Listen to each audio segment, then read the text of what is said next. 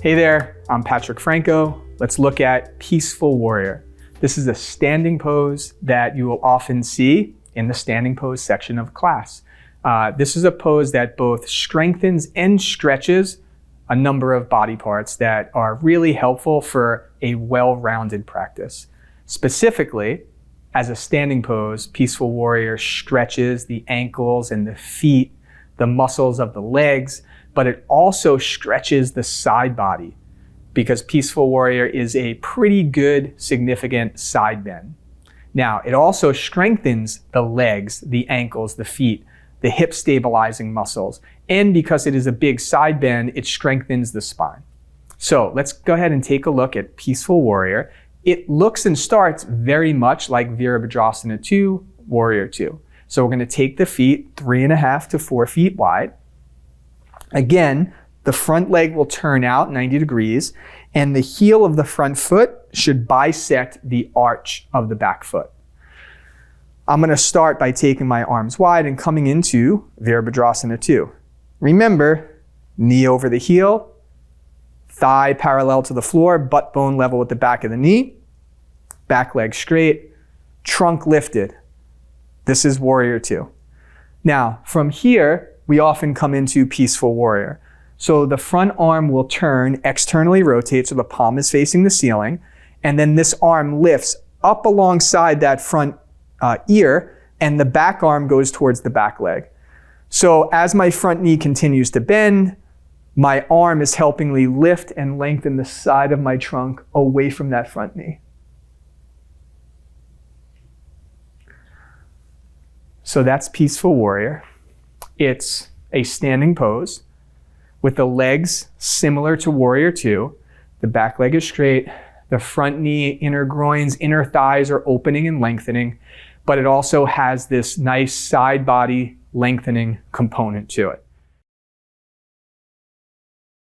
Now, a couple of things might come up when you're practicing this pose. The first thing that I always see is as soon as we go from Warrior 2 to Peaceful Warrior, because we're bending this leg so deeply, and now we're adding in this side bending component, and the knee and the arm are going in opposite directions, quite often, when we go to this side bend component, students start to unbend their front leg. And so they're losing some of the length on this inner thigh as they add in the side bending component. So it's important and it's challenging to maintain this deep bend of the leg as we add in the side bending element of the torso. So that's the first thing that often comes up in Peaceful Warrior, and start to think about that. When you transition from Warrior 2 to Peaceful Warrior, can you keep the legs doing the work that they're expected to do while adding in that side bending component?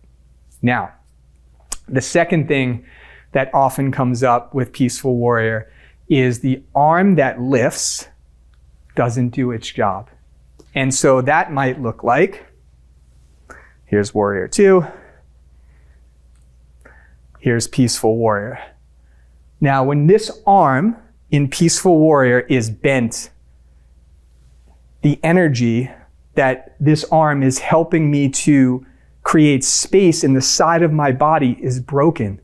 And so this arm isn't really doing anything that's helping me get the space I'm looking for in this side.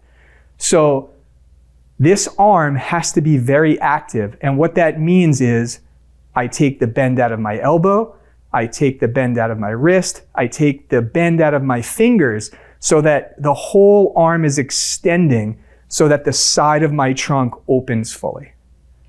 Just like we do for Urdhva Hastasana, upward arms, when the arms go up, we're using them to help lift, lengthen, and extend the side of the trunk. And we're using that same concept in Peaceful Warrior when we take that front arm up alongside the ear. So that's Peaceful Warrior, excellent standing pose. Of course, lengthens and strengthens the lower body, but also creates space in the side body in that side bend.